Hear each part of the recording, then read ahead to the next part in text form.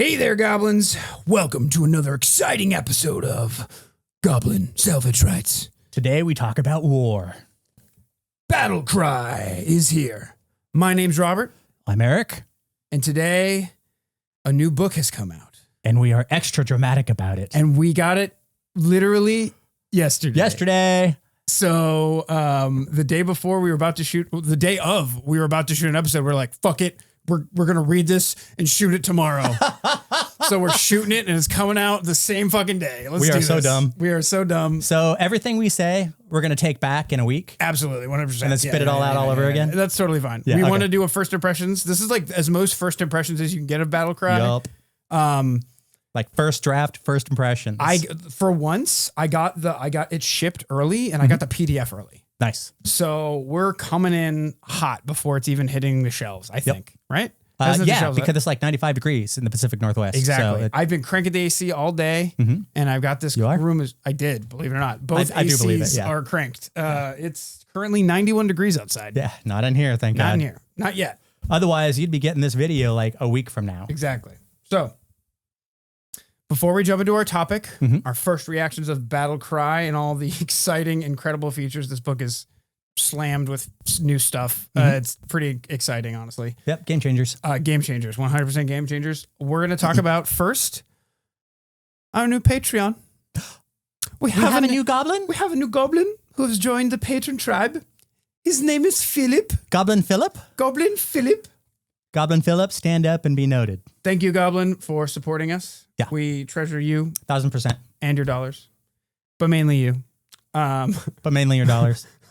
We're working on our own adventure right now. It's a new product we're working on where we make it's basically a 5-room dungeon. It's a proof of concept product where we're adding a bunch of cool features that we've never seen in adventures before. We're trying to make games as easy as possible to run. And this is like our proof of concept item. So all the shit we wish we would have had when we were starting out as GMs. All the shit we wish to make it easy. Every adventure path would have. I'm so tired of roadblocks in my hobbies anymore. Yeah. Like that's all I ever see. There's only so much time in the day anymore. We're going to chainsaw right through them. Yep. With our Patreon. Oh, please don't do that. I'm getting Elon Musk flashbacks. Oh, really? But he's Poochiana. I know. But like fucko with the chainsaw ruined it for me. Yeah. Anyhow. You should read Chainsaw Man then. It'll make chainsaws I hear good good things. I hear good things. It'll make it chainsaws will cleanse good that palate. It will. So thank you, Philip. Seriously. Yeah, we appreciate you. Yeah, this thing's exciting. Come on down to the Patreon page. Check it out. Philip, obviously, you know what's going on here. Give us your 2 cents so you can help us direct this thing going forward. We know what we want. We want to know what y'all want. Patreons tell us what to make and we make it. And if they don't tell us what to make, we make some crazy shit. So, and if it's radio silence, I'm putting my feet on my OnlyFans. Yeah, exactly. Yeah. Exactly. And that'll be your fault. So let's talk about what we played. We played a lot. I kind of want to skip what we played just because there's so much to say about Battle Cry, but man, some important shit happened in our games. Yeah. So I'll go first. Yeah. Okay. We did Delta Green. We ended Delta Green. We had the absolute worst possible ending that was permitted in that particular adventure. And it was amazing. It was so good. Like 36,000 people died or something like that. Yeah. And we were 3 or 4 of them. Yeah. And one of our party managed to escape. And he was locked up in jail and then disappeared shortly after that. Yeah. So everybody died and it was wonderful. Yeah. What else did Boo play? Let's just give him the spark notes. We can't. That's too general. So basically, last time on Delta Green, we were following this lead we had. We got in a fight in a.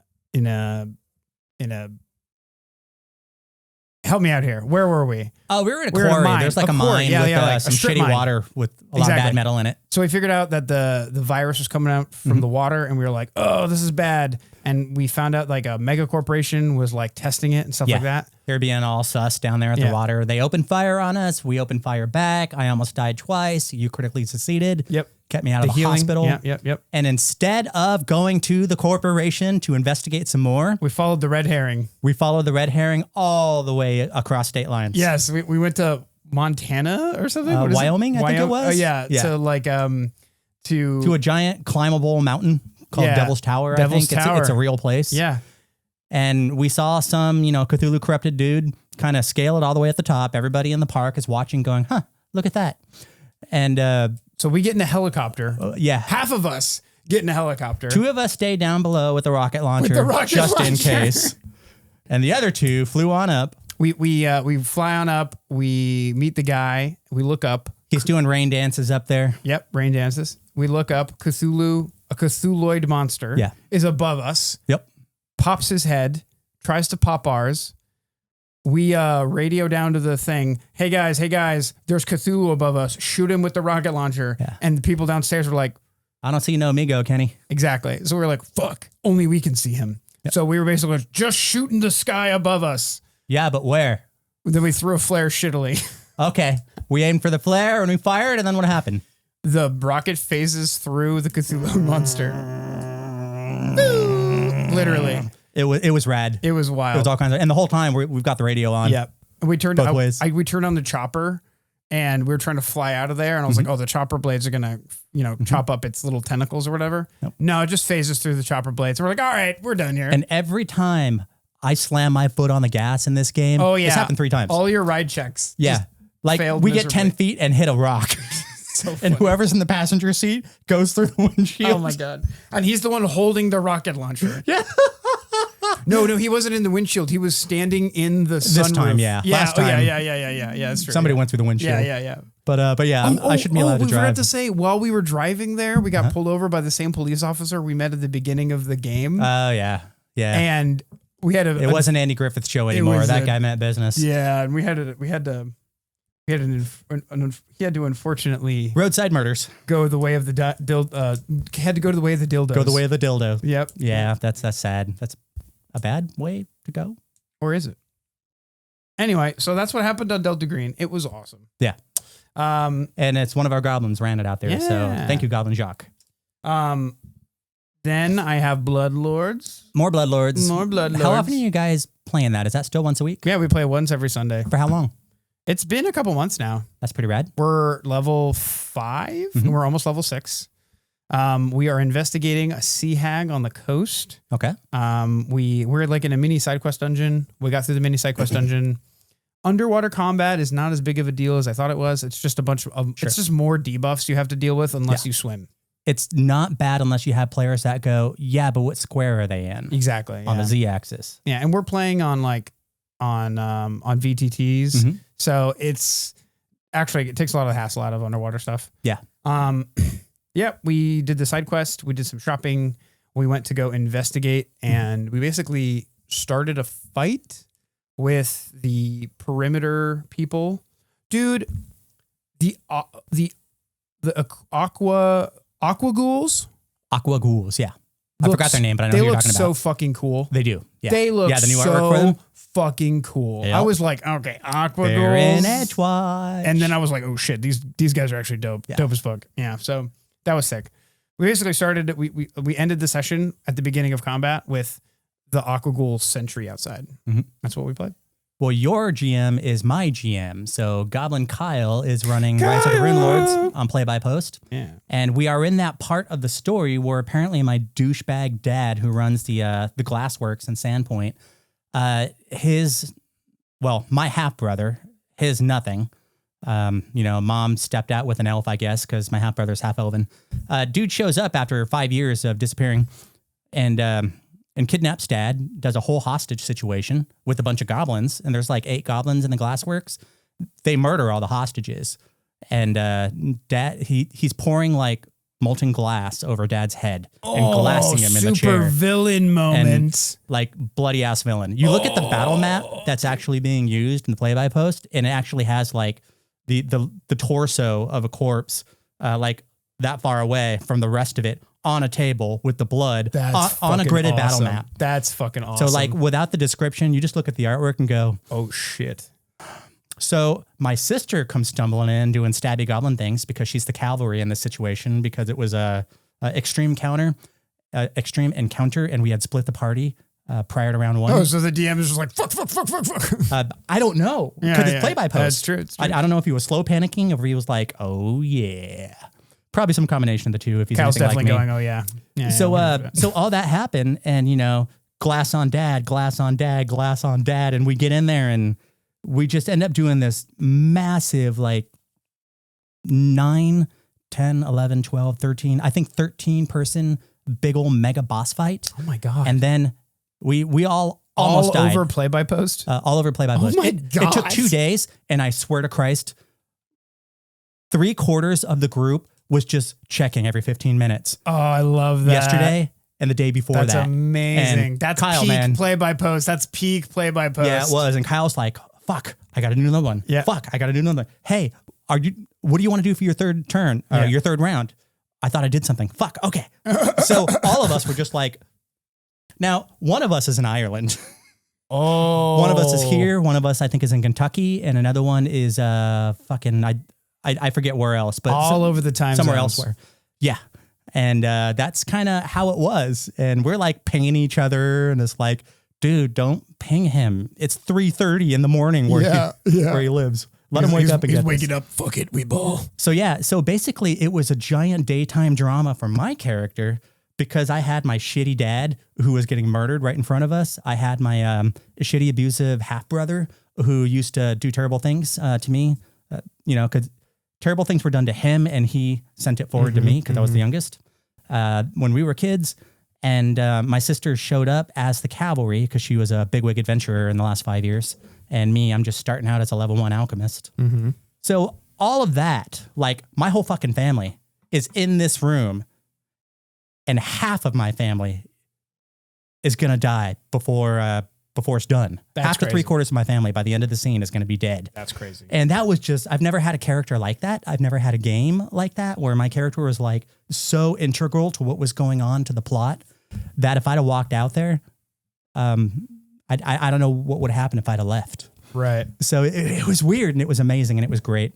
So we survived and we better be level 2 after this. You guys are level 1? We were level 1 when we did That's this. wild. It was That's just an wild. extreme level boss fight at level 1. That's if you've never crazy. had the pleasure, give it a shot. Pleasure. I don't know if I'd call it pleasure. That's crazy. But yeah, it was just amazing. It was an amazing 48 hours worth of and then. That sounds awesome. So yeah, best game I've done awesome. in years.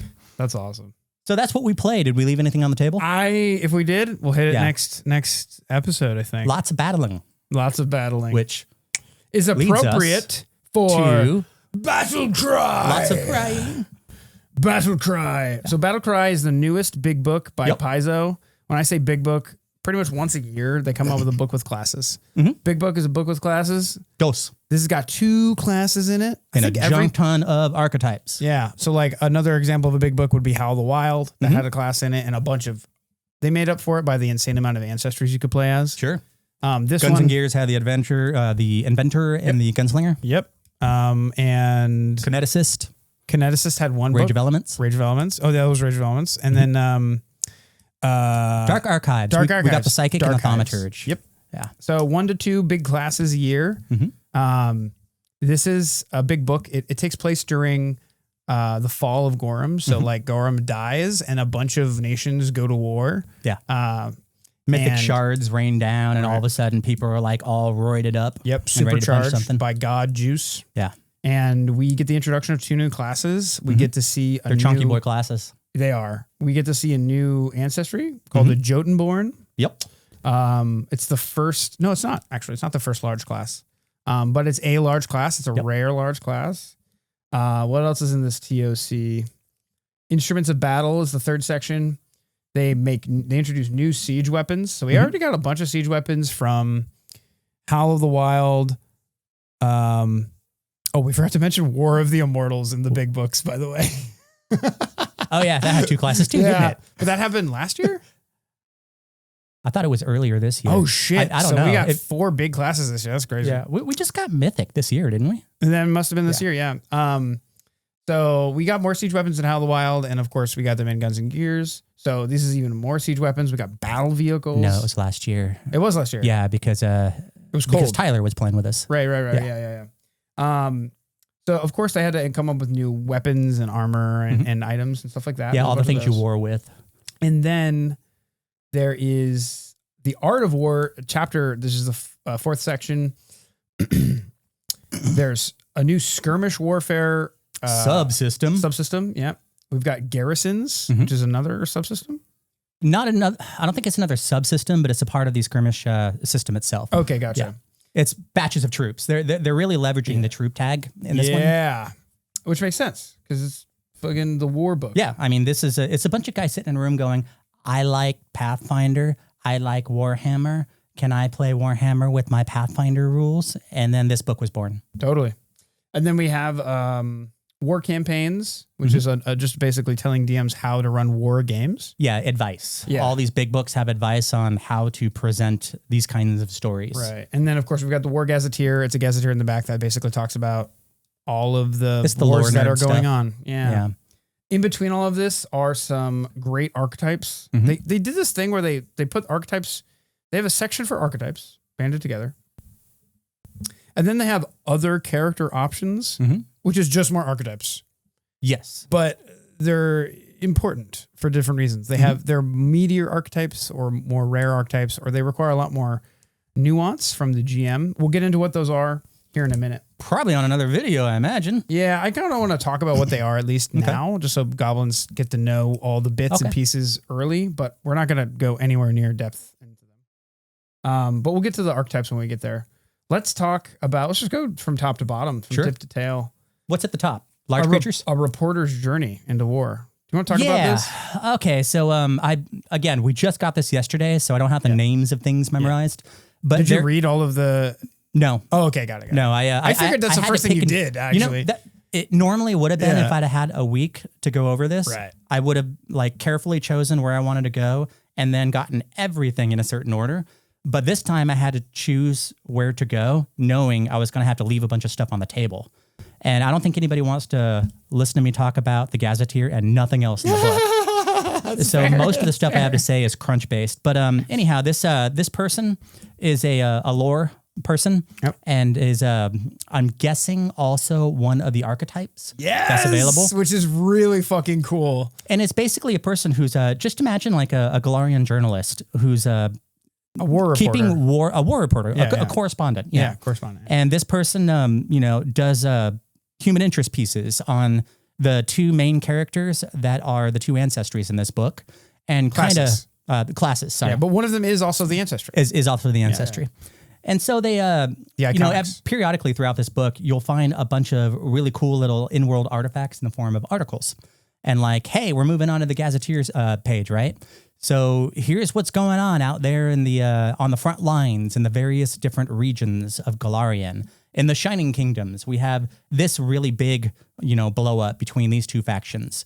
Over in the World Wound, we have demons are making a comeback. I thought we closed the World Wound. Yeah, we kind of did, but when you get God juice all over things, things tend to not stay closed. So there's a bunch of really cool lore stuff involving that particular voice, that one character who keeps a consistent war journal voice all the way through. And that's our anchor point as we go from section to section to section to section to keep it from just being a bunch of numbers.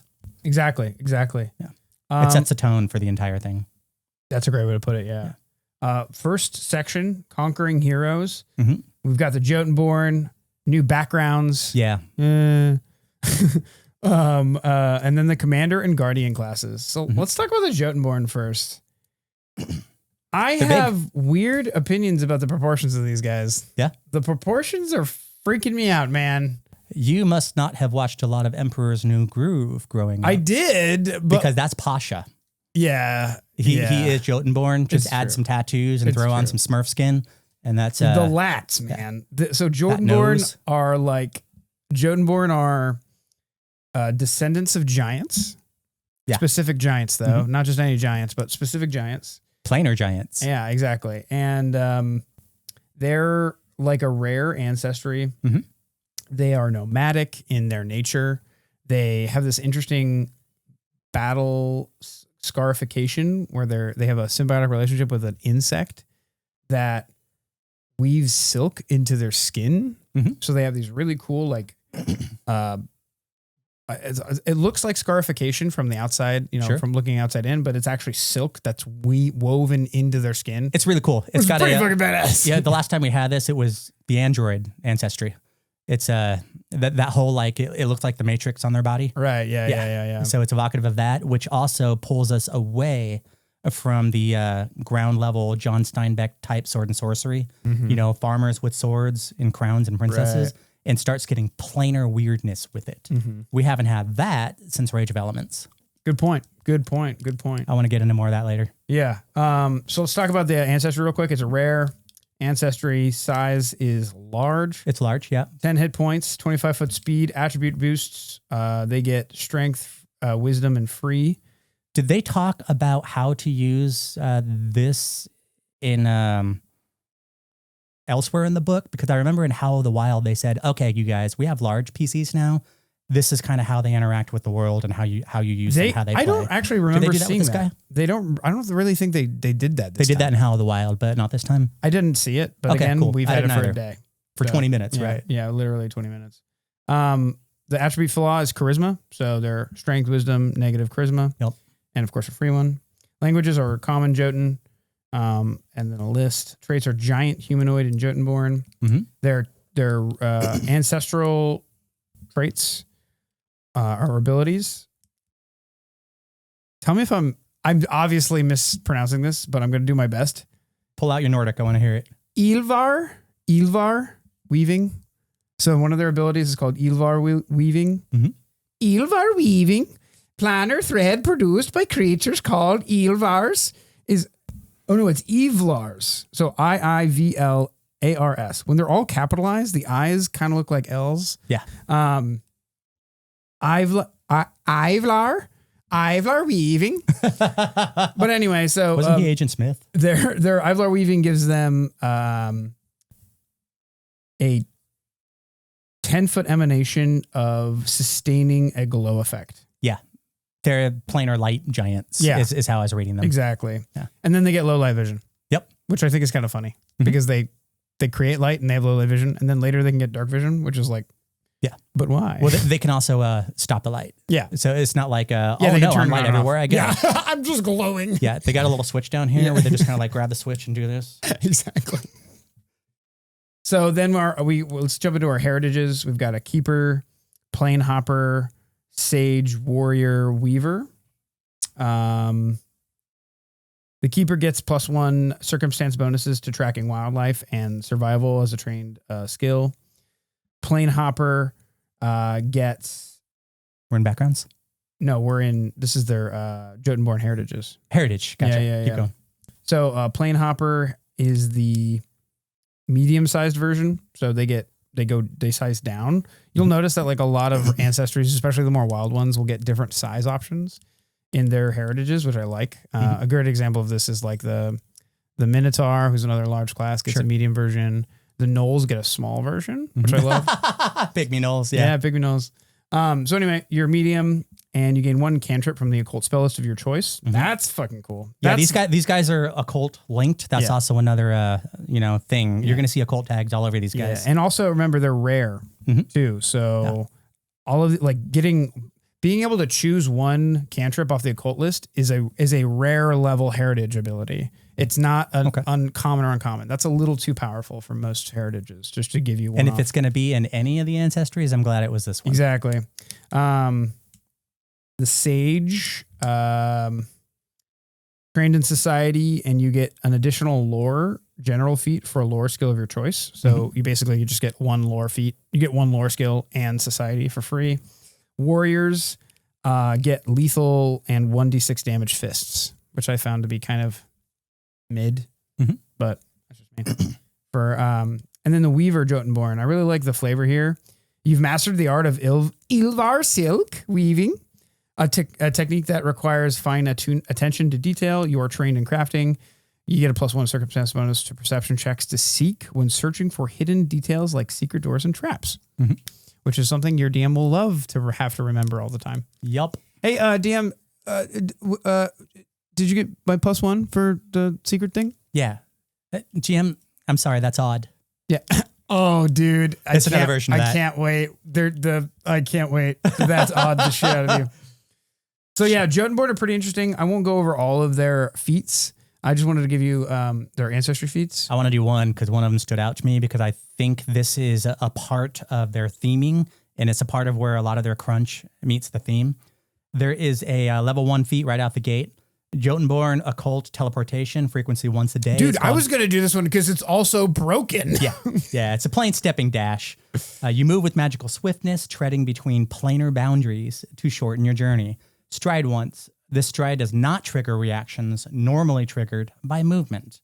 Once this stride is complete, you get a +5 status bonus to your speed until the end of your next turn. So start of your next turn. Start of your next turn. Very important difference. So this plays right. Yeah. So this plays in really well with one of the 2 new classes we're about to get. Exactly. Plain stepping dash is just OP because you get to ignore AoEs. Yeah. Like that's at level 1. Well, not all AoEs, but those related to movement. Right. Yeah. But like this is, AOOs, attacks of opportunity. Okay. Yeah. That's what I meant. Reactionary strikes.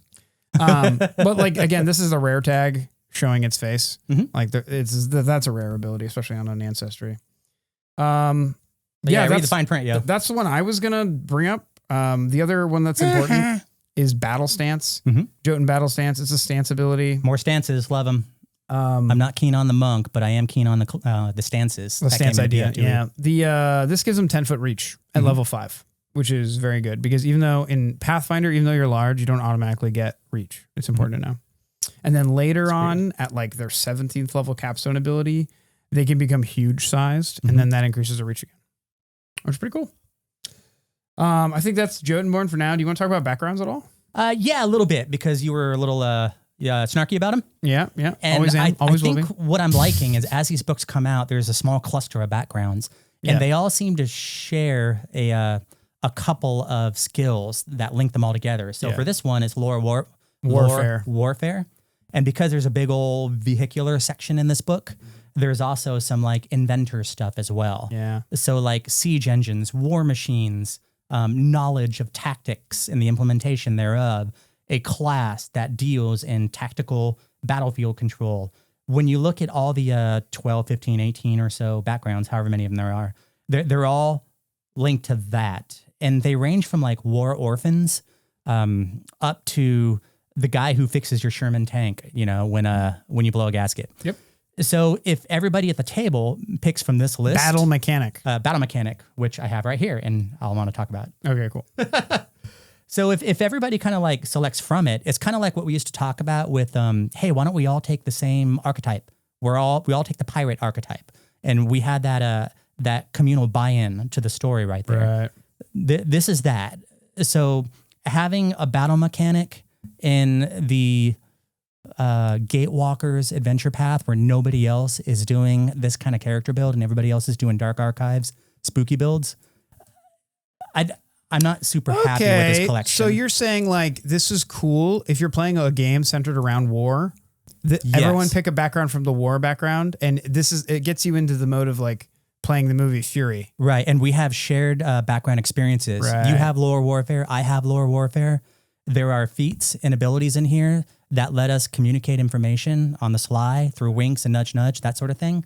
And they did the same thing for Rage of Elements with those backgrounds. They did the same thing for each of these books, Guns and Gears, Secrets of Magic and all that. When you look at the backgrounds, I don't think it's as useful to look at them individually as discrete clusters of math bonuses, so much as this is the Western cowboy collection of backgrounds. Here you go, guys. We're all playing cowboys and Indians, right?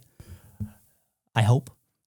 Otherwise, you may as well just get a background from the Player Core or the Player Core 2. Right. So you're saying one like of the power ones. This is almost like a campaign background selection where like if you're that playing or a one-off, like the one you ran, the Four Horsemen of the Apocalypse. Yeah. Okay. Gotcha. So we would all have like a specific kind of background that let's all play that. someone who fits into this idea, this genre. Otherwise, we're just making the most powerful character we can, or the most, in my case, the wankery, masturbatory story character I can, regardless of the math.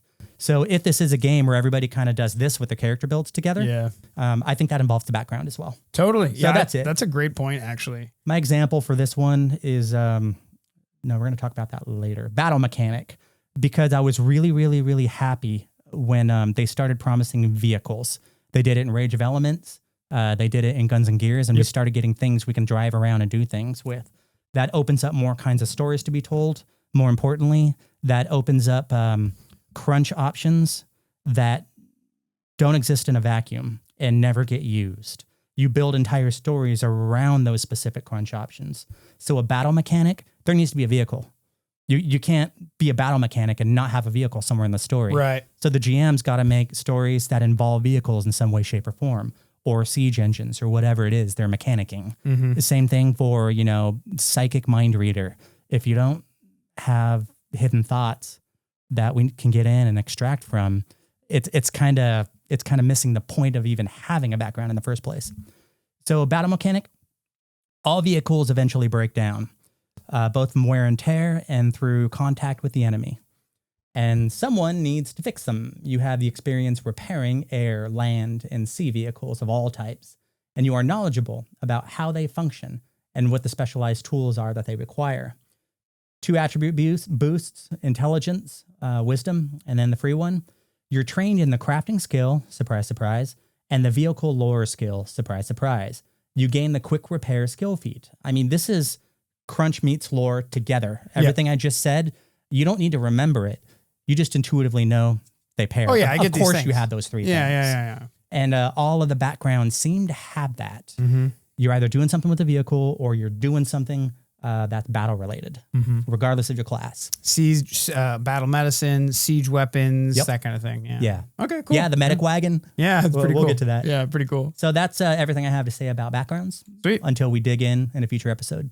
Let's jump into the commander. This is going to be 50% of the episode, isn't it? Okay.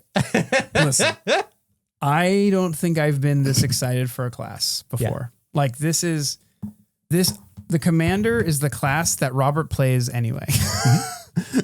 Like my my psychic I made for Edgewatch was a commander. Sure. You know what I mean? Yeah. It's like, hey, you get the bonus this turn. Now go fight him. Yes, yeah. At least he tried to be. Yeah, right. But we didn't have the mechanisms to support that. Yeah, well, I did it. I did the best I could with the psychic toolbox. Right. Yeah, so you were sort of like playing a prescient character. Exactly. Knowing this was coming down the pike somewhere. Yeah, exactly. And now you have your Warhammer in your Pathfinder now. So let's talk about the commander. This is a full martial class. So classes are broken up into 2 major categories, marshals and casters. With 1 or 2 exceptions. This is a full marshal. What's interesting about this full marshal, like the investigator, who's also a full marshal, they have a key attribute that is not dex or strength. Right. They have a key attribute called intelligence. Yep. So the conceit here is that you play. What's interesting to me is the commander is kind of what they wanted the cavalier to be in first edition, in my mind. So the 2 main things that the Cavalier had in first edition was a banner with cool AoE abilities to support your friends. Okay. Came out during the Teamwork Feats book. I missed that one. This is all teamwork. Well, if you like teamwork feats, Goblins, if you're a Teamwork Feat fan, this is the fucking book for you. It really is. Holy shit. And it changes combat immensely the second you throw this class on the battle grid. To be clear, the Commander and the Guardian are both common classes, so they're not rare or uncommon at all. Okay. They are. If you have any concerns about balance, I'll point out some examples of these abilities in other classes that you're familiar with, and I think it'll probably alleviate some of your worry. But we'll see. So let's just get into it. So D8 hit points, full martial. They have access to all the martial weapons and stuff like that. The conceit of the commander, they have a banner. Their banner puts out a 30-foot AoE. Yep. And they have commands, which is basically like I spend 1 or 2 actions. Everyone else around me can use their reaction to follow my command and do something special. Can do a mobile thing or an aggressive thing. Yes. Yeah. So it's either movement or punch. It's kind of like spells in the sense that you have a spell book of commands and you get a limited number of the spell book commands. The only way to add spells, quote unquote, to your book of commands is by taking a feat. To do so. Yeah, and when we say like commands, these are specifically called tactics. Yeah. And if you think of them like alchemists have an alchemist book, wizards have a book of spells. This class has a collection of tactics. sort of like their own copy of The Art of War. Yeah, literally. And then they add to it chapter by chapter by chapter as they get higher in level. That's a great way to put it, actually. Yeah. They have a flag or a banner or some kind of iconography that represents them. It could be attached to a shield. It could be attached to a weapon. It can just be attached to their back as a banner. A pole on your backpack. Literally, yeah. I love this. I can't wait to play a tactician and design my own banner. It's going to be sick. I can't wait to see the miniatures that they push out for this, especially the deep cuts. There's so many great... I mean, actually, this is a great example of a tactician right here. Oh, totally. It's Warhammer in your Pathfinder. Exactly. It's Warhammer in your Pathfinder. Every Warhammer fantasy battles character or troop has a banner holder guy. Yep. That's the commander. Yeah. The banner holder Everything guy. I've ever loved about Skaven and Warhammer Fantasy... I can do damn near all of it now, including the flamethrower Skaven, where you need 2 of them to do it. Yep. Keep going. Basically the way this works is you get a spellbook of tactics, and you get to choose 3 to 4 of those tactics from your book every day. From those 2 categories.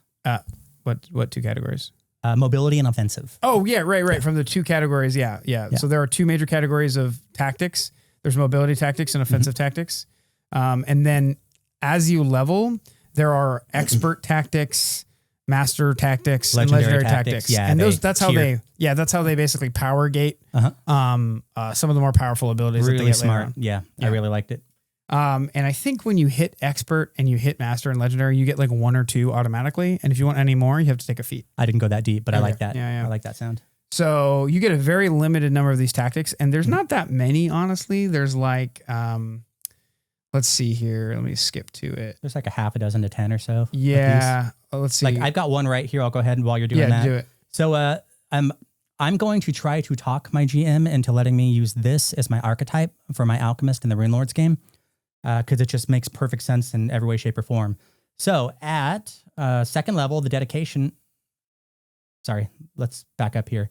We're talking about the tactics. There's a mobility tactic called Gather to Me. It's 1 action, commander, tactic tag, trait. You signal your team to move into position together. Signal all squad mates. Keyword. Each can immediately stride as a reaction, though each must end their movement inside your banner's aura, or as close to your banner's aura as their movement speed allows. Squad mates can use Gather to Me while burrowing, climbing, flying, or swimming instead of striding if they have the corresponding movement type. Which is an important caveat because a lot of abilities will specifically say stride. And we found out in our underwater campaign, actually, I have like 1,000 foot, the 1,000 step sandals or whatever from the Exemplar, and its ability doesn't work because we're swimming. Sure. And you don't swim to move. When you're underwater, you can't stride. You have to swim. So this idea of increasing the mobility of people on their turns and is what the tactician is all about. Yeah. So you're creating a diet monk is how I've been looking at this since, because the monk is all about mobility, getting places and inflicting conditions with their stances and punches and all that.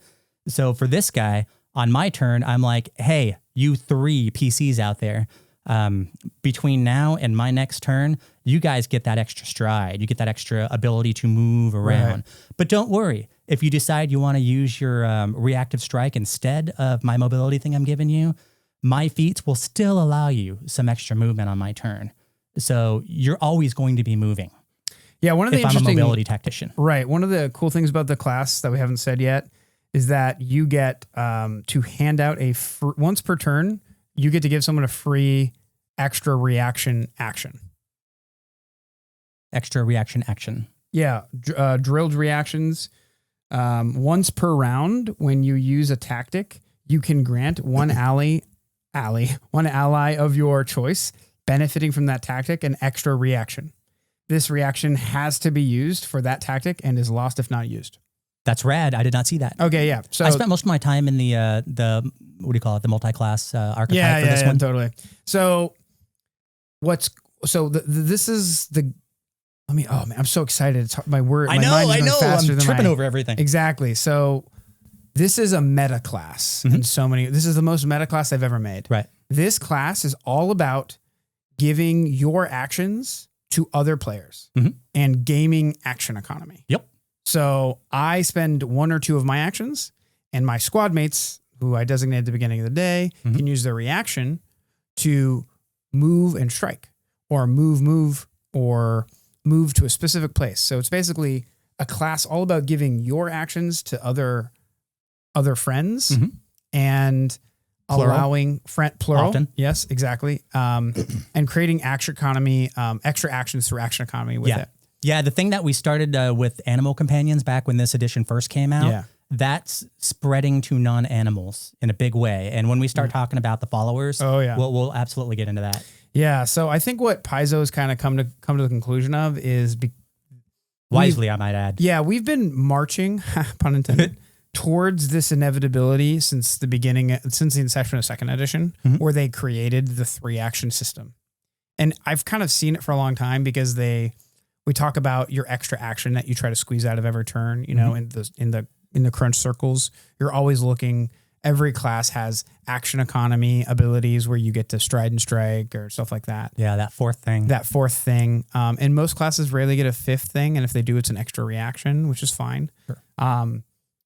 This is taking that concept and really breaking it in ways we haven't seen before. Like we have seen some of these abilities pop up in other places. A great example is the exemplar. You know, the exemplar has an ability that lets other people move using their reaction, which is literally just one of these. It's actually better than these. The area of effect is smaller, but the restrictions are far less. Another example is the kineticist, the water kineticist the air kineticist has a group movement ability where people can use the reactions to do this. Right. So I just want to point out to all the goblins out there, we've been inching our way.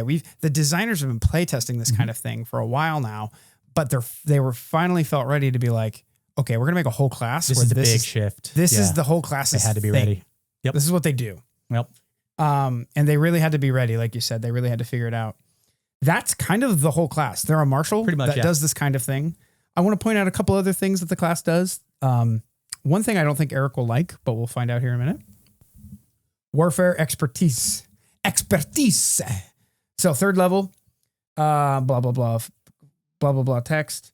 You gain expert proficiency in warfare lore, which is a key skill. I want to point out here that warfare lore is a lore skill, which is intelligence-based. You are an intelligence-based class. Yep. Your key ability modifier is intelligence. It's the only stat you can have an 18 in if you want to, which you probably should. Actually, I take that back. This is probably one of the few classes in the entire game so far where and again, I've had this book for a day, so I haven't looked at all the options. Sure. But this might be one of the classes that's probably the maddest class, multiple attribute dependency class in the whole game. This is probably one of the few classes I wouldn't max my key ability stat in. Sure. Because you really don't gain that much. You don't gain a lot of offensive ability from this. And MAD for this class isn't the same as MAD for any other class. Exactly. Because you're leveraging other people's character sheets with this class. Yeah. This with a fighter, giving fighters extra actions that are at full max. I don't have to roll fighting dice ever again. Exactly. You do it. Exactly. Now you do it. Now you do it. So anyway, weapon expertise. You gain expert proficiency in warfare lore. You get warfare lore trained at the beginning of the class. You can use warfare lore to recall knowledge about most creatures, regardless of type. Sounds like a thaumaturge. But typically only to determine whether they can be reasoned with, their most notable offensive abilities, and whether one of their saving throws is particularly weak. I love this. Yeah. I love the restriction. Creative restraints. On what you can know about these what you can use with warfare lore. Yeah. And it gives the GM something to zero in and focus on instead of like, oh shit, I got to make something up from whole cloth now. In addition, as long as you are observing at least one opponent when initiative is rolled, you can use warfare lore instead of your initiative roll, which is beautiful. Yeah, this is right in that happy spot for me where like my Churgeon alchemist gets to heal using his crafting skill. Yes. My wisdom's never going to be good enough to be worth anything. So using what I have to do things special. This hits that pleasure bone in my body. Exactly. From there, it's pretty much just better versions of everything you have, like extra better will saves, stuff like that. Armor mastery, blah, blah, blah, blah, blah. Okay, so let's talk about the tactics. So we're not going to read off every tactic. Sure. I just kind of want to point out what they do, generally speaking. Yeah. So there's 2 sections, like Eric said. There's 14 of these tactics available at level 1. Mm-hmm. Defensive retreat does exactly what it sounds like. 2 actions. Gather to me, Eric already described. A lot of these tactics can only be used within the area of effect. The one Eric mentioned, gather to me, is one of the few exceptions to that rule, where people can be affected by this ability from outside of your aura. Oh, we never talked about the fucking banner aura. Okay, going back to a core ability, you have a banner, 30-foot radius. Everyone in that area gets a +1 status bonus to will saves and to DCs against fear effects. Sure. That's it. That was further down on my list, but yeah. It's a core ability. It's a core part of the kit. If the banner's ever stolen from you or destroyed while you're holding it, every one of your squad mates, which is your friends who you pick at the beginning of spell preparation in the day, they all become frightened 1. Whoops. Which I thought was fucking awesome. Yeah. Like, that's so apropos, especially of other war games that we've played, right? Yeah. And it's not as it's not as feel bad as it would otherwise be for me, because the whole conceit of this is you're surrounded by your people. Exactly. So the bad guys got to get through them to get to you. Exactly. The iconic We're the good guys of the tactician is like this orc lady with this badass fucking pike. Yep. I love Wayne Reynolds. Yep. Wayne Reynolds' art is just peak. I don't know if you noticed or not, but it seems like every time a powerhouse character shows up in the text anywhere in here, they're female. The good guys, the bad guys. Oh, really? There's a lot of powerful movers and shaker females of the world, and not just Abigail Thrune, like others as well. Yeah. So that's cool. It's cool. Yeah. Yeah.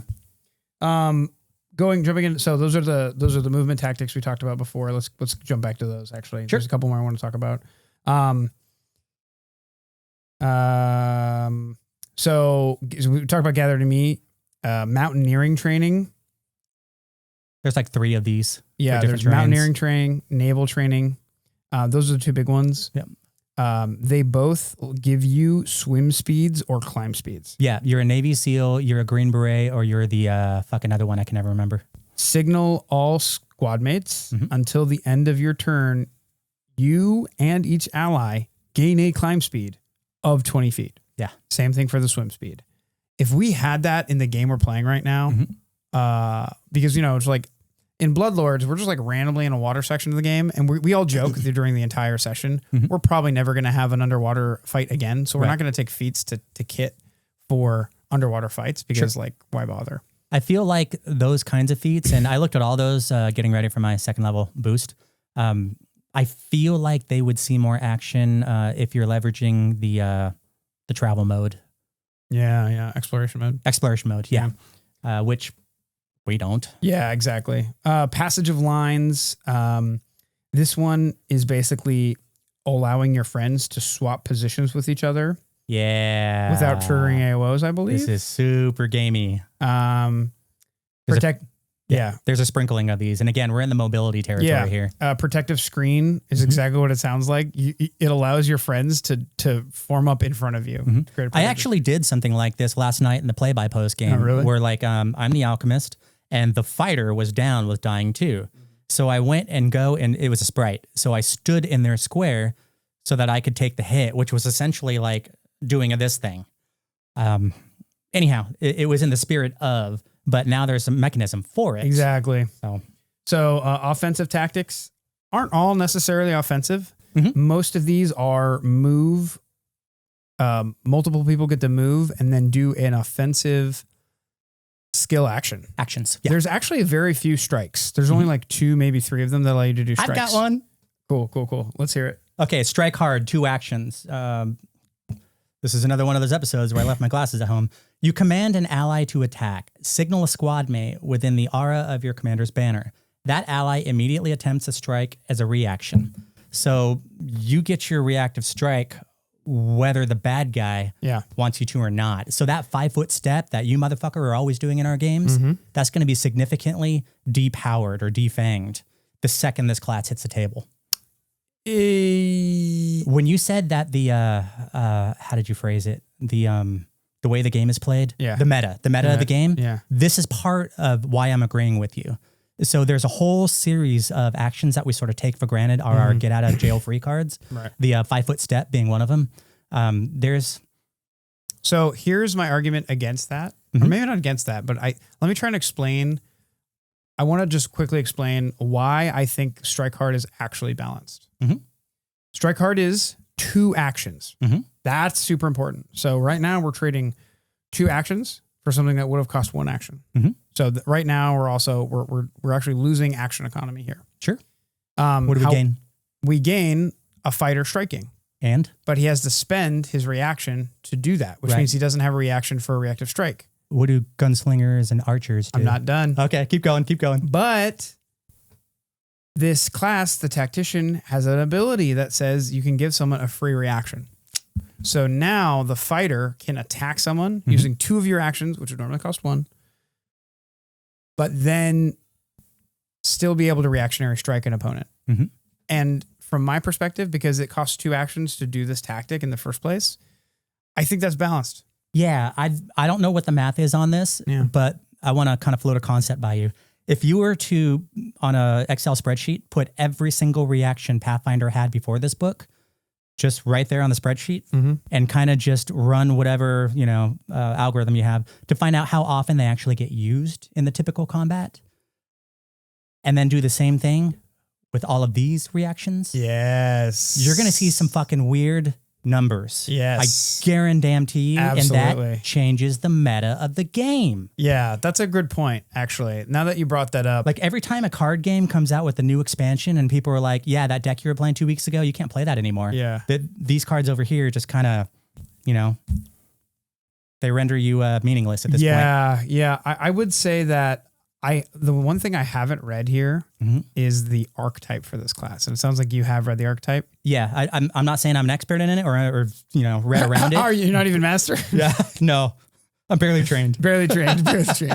But I really, really want to get your thoughts on that when we do another GSR episode. Yeah. Where we're actually going into this shit. And exactly. Do our top 10 stuff. So anyway, I think we've talked enough about the tactician. We're pretty far into the podcast already, and we have another class to go over and the rest of the book.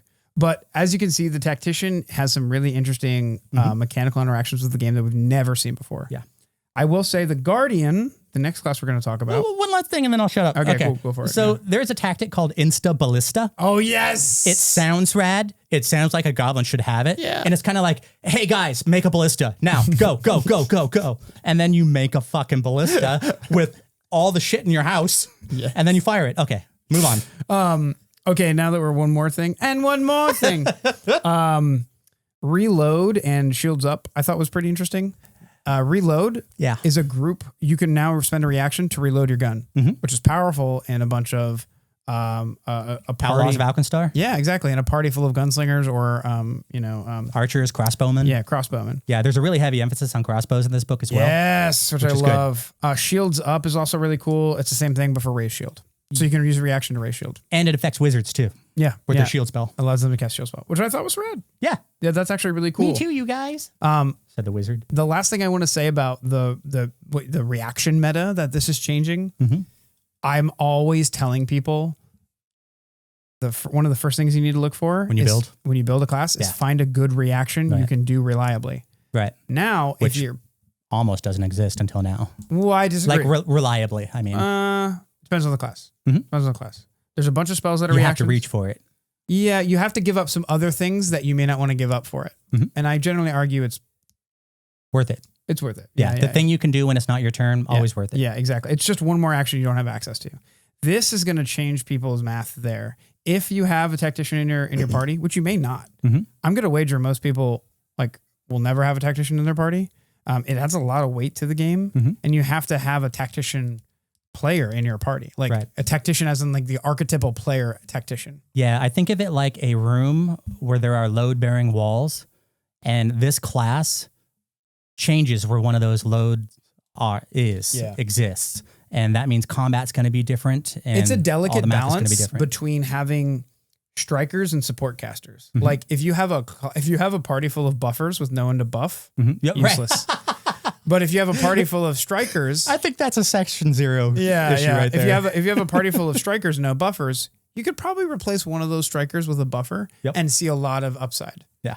So that's the commander. We're not going to go into any more detail because we could wax poetic for a while. I do want to point out that one of the iconic commanders, or like one of the other iconics, they have like sub iconics, right? Other examples of them is in a wheelchair, in a battle wheelchair. And I thought that was really cool. Yeah, with the big old banner. Exactly. And also the hobgoblin, the other one that's a hobgoblin, is some of the coolest fucking hobgoblin art we've ever gotten. I haven't seen that. I only saw the goblin. This one. Oh yeah. Cornrows. So fucking dope. I love it. All right, let's get into the Guardian. I have very little to say about this one, so this is a Robert show. Awesome. I have very little to say about it as well. Taunt is the only thing I want to talk about. Let's talk about Taunt. Taunt is their key ability for the whole class, for the most part. They also get Guardian techniques, which we'll talk about in a minute. And but Taunt has a concentrate trait. It does. I'm not sure what that does to builds. Well, but it means you can't multi-class as a barbarian, that's for sure. So go ahead and read out Taunt for us. Okay, so with the attention-grabbing gesture, one of these, noise, cutting remarks, or threatening shout, you attempt to draw an enemy to you instead of your allies. Taunt gains the auditory trait, visual trait, or both, depending on how you draw the target's attention. Even mindless creatures are drawn to your taunt, which I thought was interesting. Choose an enemy within 30 feet to be your taunted enemy. If your taunted enemy takes a hostile action that includes at least one of your allies but doesn't include you, they take a -1 circumstance penalty to their attack rolls and DCs for that action. That's a big deal, I think. I don't know what the Rammies Actually, are this for next part is an even bigger deal, so keep reading. And they also become off guard until the start of their next turn. Oh my God. Yeah. Your enemy remains taunted until the end of your next turn, and you can have only one taunt in effect at a time. Taunting a new enemy ends this effect on any current target. So if taunt was only the first part, the -1 circumstance penalty to their attack, this would be underpowered, and no one would ever want to play this class. But the fact that they also become off guard is big, because it allows you to, there's like 3 or 4 other classes that care about off guard, right? Rogues is the obvious example, right? I'd argue rogues in almost all classes because of flanking. If I could change one thing about Pathfinder, I'd actually get rid of flanking, but that's a whole nother, discussion. So taunt is cool. Taunt is the first ever taunt mechanic in a game. It's literally like an MMO taunt mechanic. Yeah. Effectively, an aggro mechanic that's never existed before. I've never liked Tasha's hideous laughter as a concept. It's just always kind of felt goofy to me. This is in that wheelhouse. Oh, because it makes them laugh. And it's like, that's out of context of a serious situation. Yeah. And like the Joker in Batman. Right. Spooky as fuck. But if there's like 10 Jokers on the battlefield, right, kind of cringe. It's a little cringe to me. But but this kind of I like how they phrased it and flavored it. It makes a little more sense to me. Yeah. Some of the other abilities that the Guardian gets, shield block automatically. They get Guardian's armor, which is big. Yeah. While wearing medium or heavy armor, you gain resistance to physical damage equal to 1 + half your level. These guys are large-sized magnets for damage. In addition, you can rest normally while wearing medium and heavy armor, so you never take it off. Which nobody does anyways, and they never get penalized for it anyways. Exactly. Except in my games, I'm the only one who throws spiders at you in the middle of the night. Stupid weapon he's carrying in his artwork? I love it so much. It's so edgelordy ridiculous. Dude, the iconic Guardian has a mace that has 2 rocks. It's kind of a mace. It's like you took a spear and ran it through a mountain. And it's a mace. It's a 2-handed maul. Yeah. With spikes and rocks, and it's got little flails hanging off of it, which is like the silliest bullshit I've ever seen in my life, and I love it. It feels like a cat o' nine tails of ridiculous proportions that somebody dug out of the mountain great. Didn't dig all the way, just left some of the rock behind. So you can use this for bludgeoning, there's piercing involved, so on and so forth. It's just really stupid looking. It's over the top in so many ways that I love. I mean, I love it, but come on, guys. Yeah, it's definitely not like, it's definitely not gritty and realistic. So the like other a giant abilities, hammer with like a boxing glove that pops out of it. yeah, exactly. Or the Joker gun with a boom pops out of it. So the other abilities they get are called guardian techniques. Mm-hmm. So they're also really good at like protecting individual players and stuff like that. So we've got Ever Ready. You always gain reaction whenever you roll initiative for combat, but you can use it only for reactions from the guardian feats or class features. The GM might still rule that you can use other reactions before your first turn based on the situation as normal. So what this is saying is, unlike normal, normally in a game, until you've acted, you don't get your reaction. This says you always get a reaction even before you go. And then they give you a reaction called intercept attack. My dyslexia was like interceptor attack. And I'm like, no. Velociraptor attack. It's a reaction, trigger, an ally within 10 feet of you takes physical damage. You fling yourself in the way of oncoming harm to protect an ally. You can step, but you must end your movement adjacent to the triggering ally. You take the damage instead of the triggering ally. Apply your own immunities, weaknesses, and resistances to the damage as normal. Only a step, but there's a special. You can extend this ability to an ally within 15 feet of you if the damage comes from your taunted enemy. Mm-hmm. If an ally is further than you can step or to reach, you can stride instead of stepping. You still must end the movement adjacent to your ally.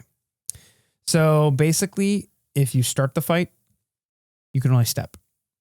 But if you've had an opportunity to taunt your opponent in combat, then you can use a special version of it. So it really has like 3 sections. It's weird to me that they broke up the way that the syntax of how they broke up this ability is odd to me. I've never seen syntax broken up like this before. Maybe this is just a new direction. In my opinion, it made it harder to understand. Yeah. That's all. Not wrong. You know what else this book does? What's that? Straight up murders theater of the mind play. You can't theater of the mind this system. How so? There's so much 5-foot movement going on with actions and reactions and other people on your turn. Yeah. That every 5 foot counts in the same way that every +1 counts. Yeah, but like I feel you can't theater of the mind that. I feel like this is more of a nail in the coffin rather than a big change. We've been having this issue. I don't even know if you'd call I challenge it an issue. any goblin out there to have one or both of these classes in your game and not use a battle map. This is just like, but there are, like I said before, there are other examples of this kind of these kind of shenanigans in other books. It's just not all at once. I think this is like the nail in the coffin of the theater of the mind.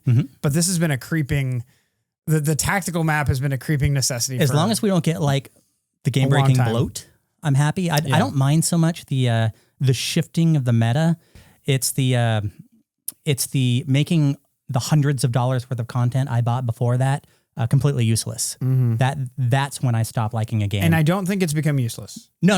But you're talking about like that road ahead. Yeah. And it took them this long for them to come out with this particular meta shift. I hope they're looking a year, 2, 3 down the line, which they have to be, right? Because they all like their jobs. So yeah, it's I'm a little nervous, but if you get rid of theater of the mind, a lot of us use that in our combats. It's true. Speeds things up. Now it's going to slow things down. Exactly.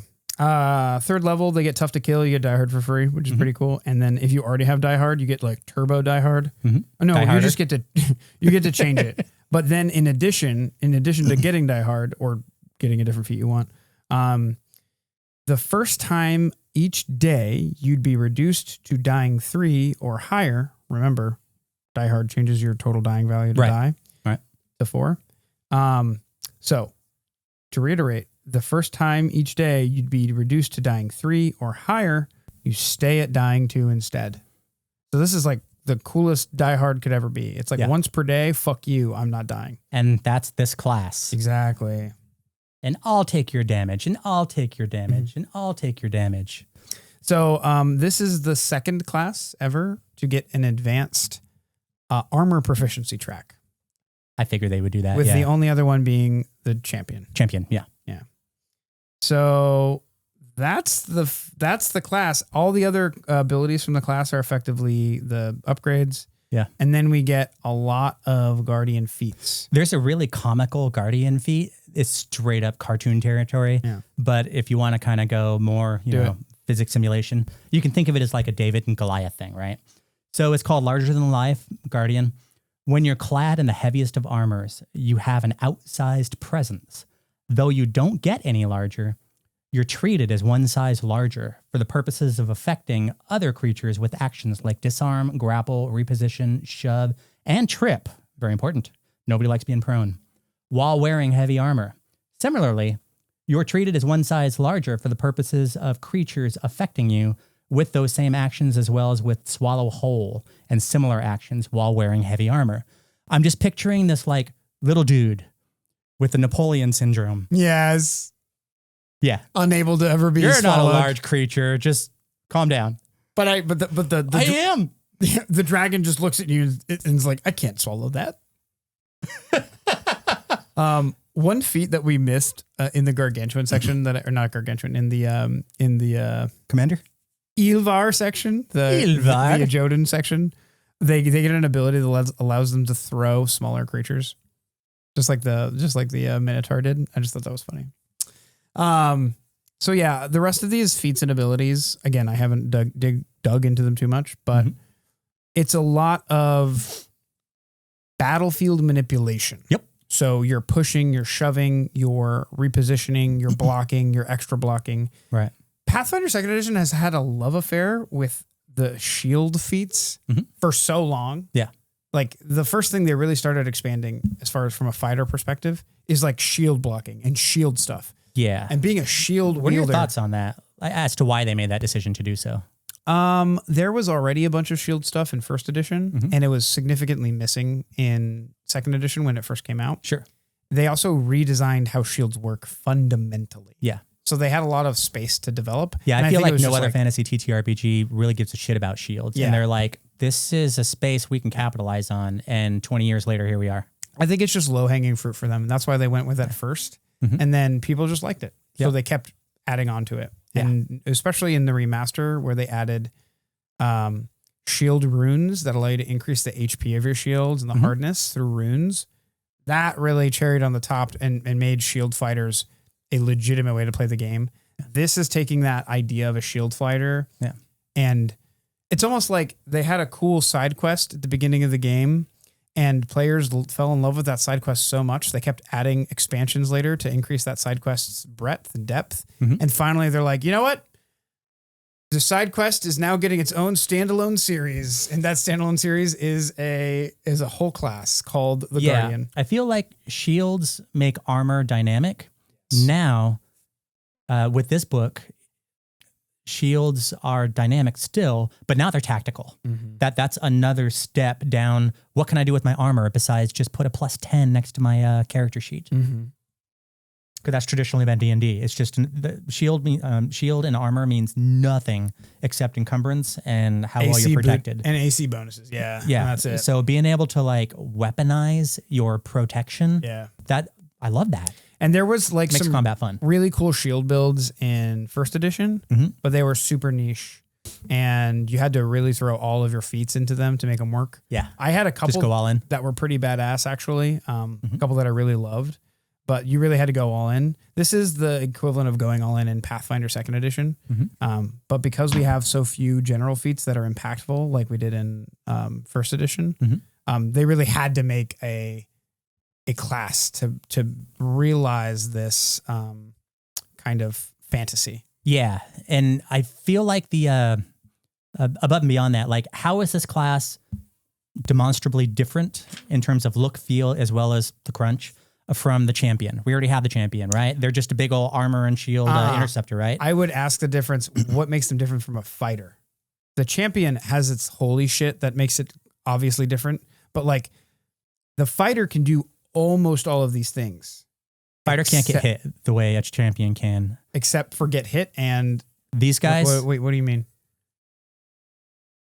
This is a bulwark defense class. That's his primary purpose. Yes. The champion is essentially that. However, it abstracts it through reactions that allow them to protect other people. you're not throwing your shield over them to prevent physical damage. Right. You're putting out your weapon to take a strike against somebody, or you're absorbing hit points from them. You're reducing the damage. Yeah. These guys are a much more literal version of that. I see what you're saying. And I think it's where I feel like these guys want to suck your hit points so you don't have to lose them. Yeah. The champion is more about, I'm going to keep you from losing any hit points at all. Or do I have that backwards? They both have a relationship to defense and the decreasing of the hit point totals. That's different from one another. Mm-hmm. Otherwise, what's the point? And you were going to make a point on the fighter in this guy. I was just going to say, like, you could compare and contrasted them from the champion, which I think is actually super appropriate after you explained it to me.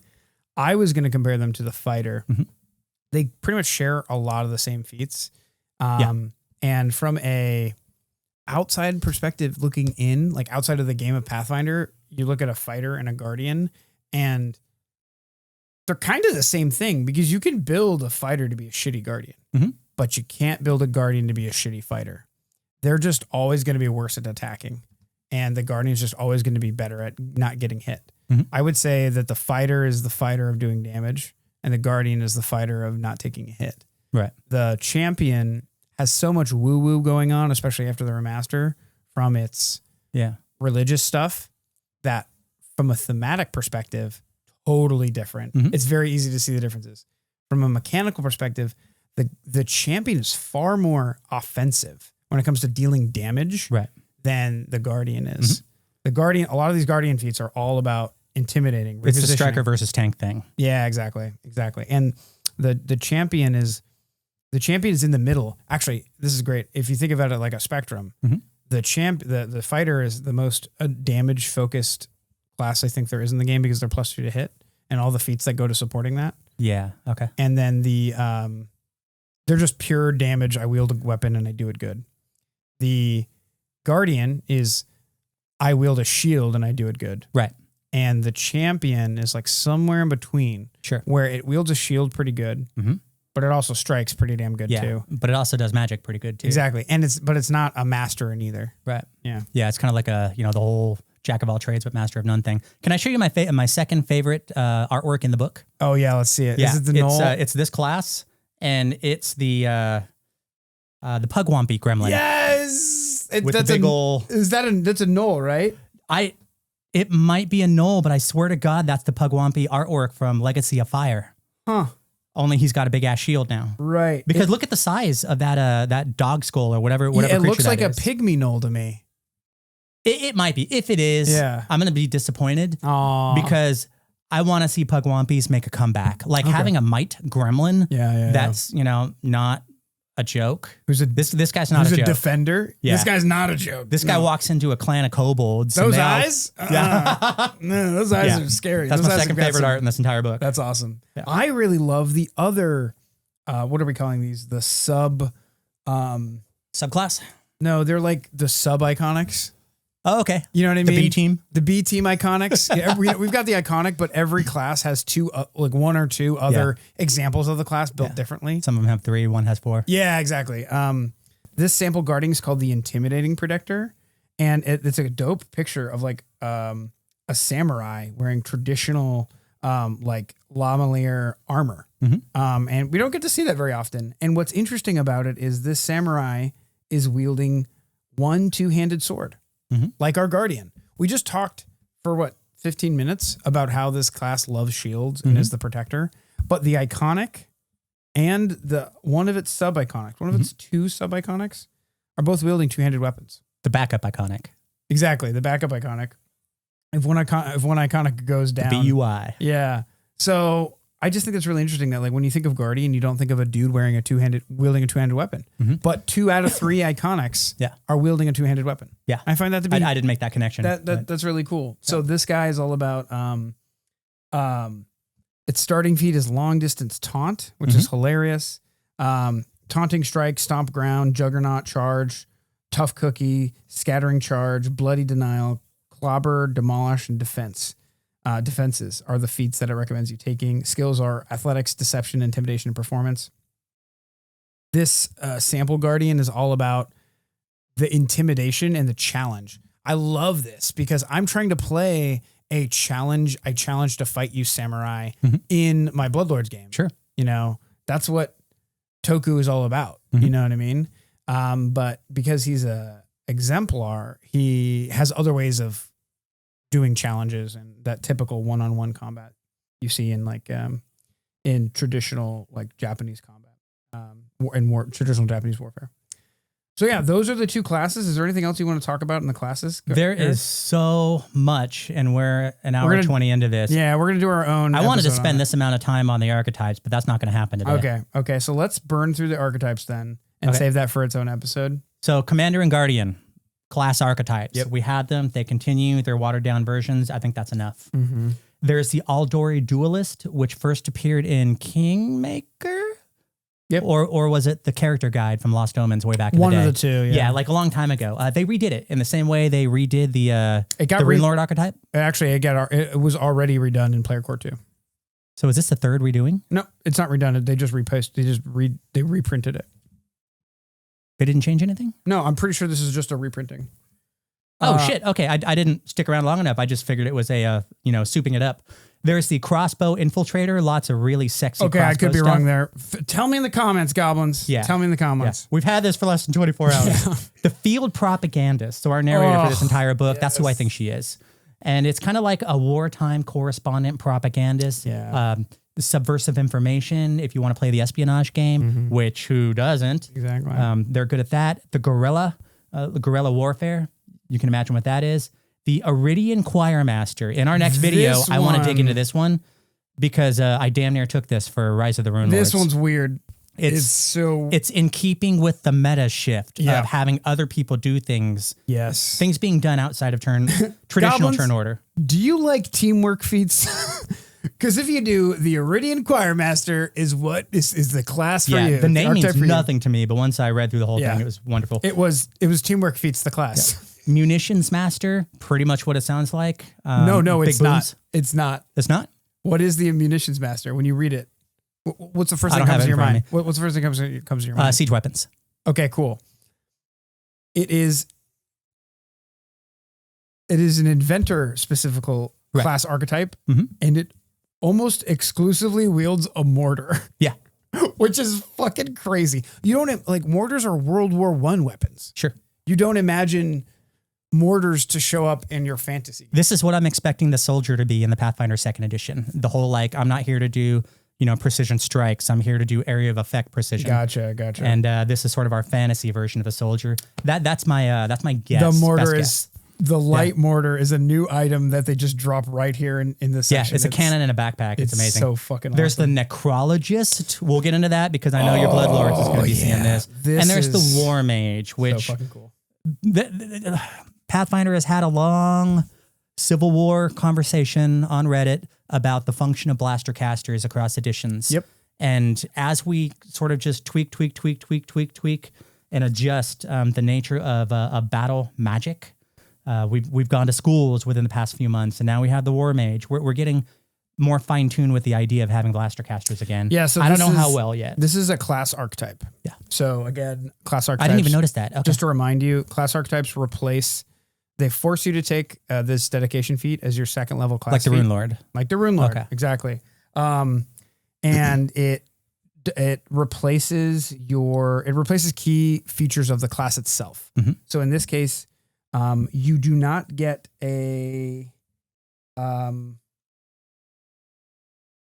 basically do not get your thesis or your bonded item, but you get like full martial weapons.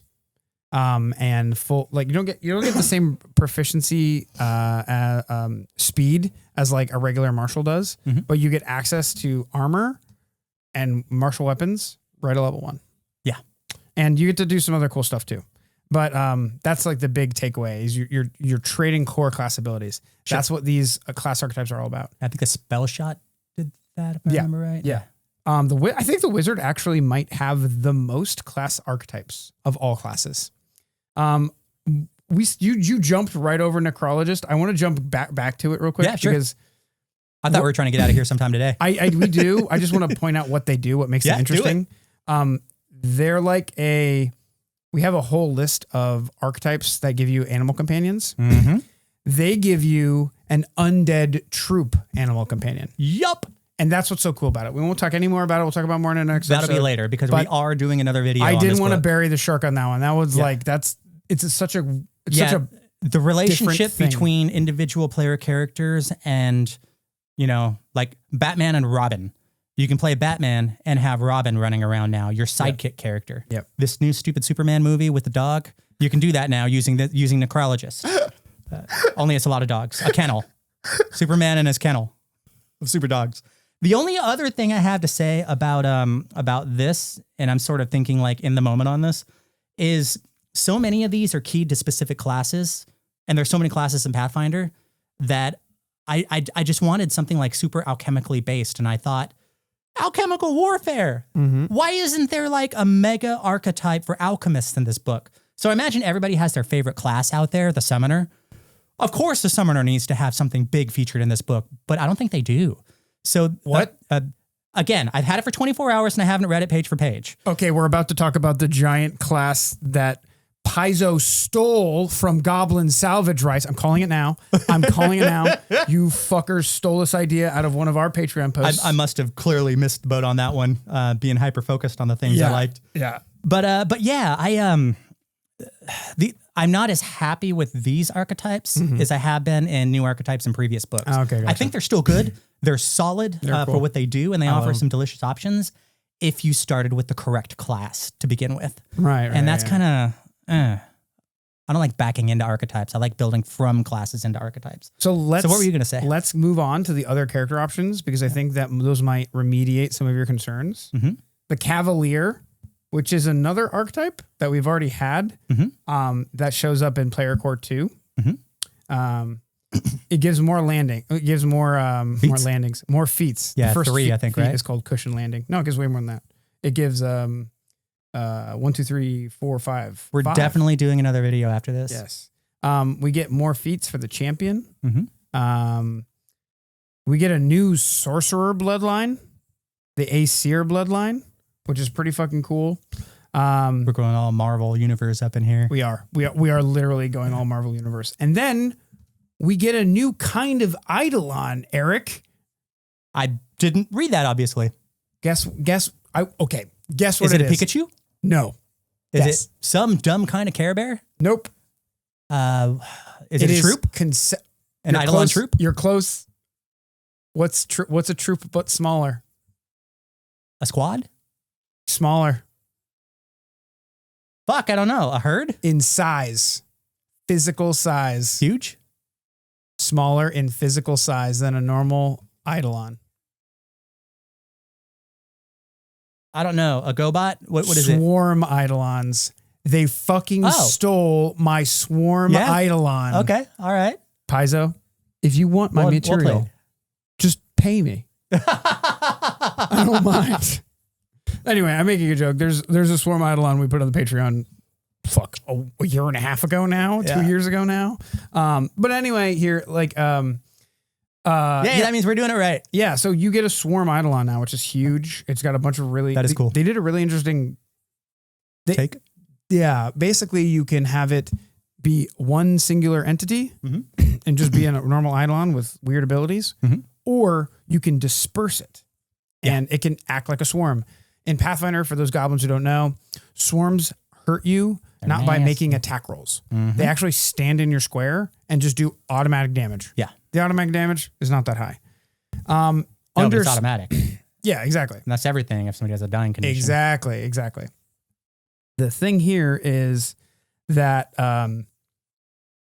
once this dispersed version of the swarm deals damage, I think it can't deal damage again for like 1d4 rounds or something like that. So I have opinions about it, but I love the fact that they have this in the game now. I think it's rad.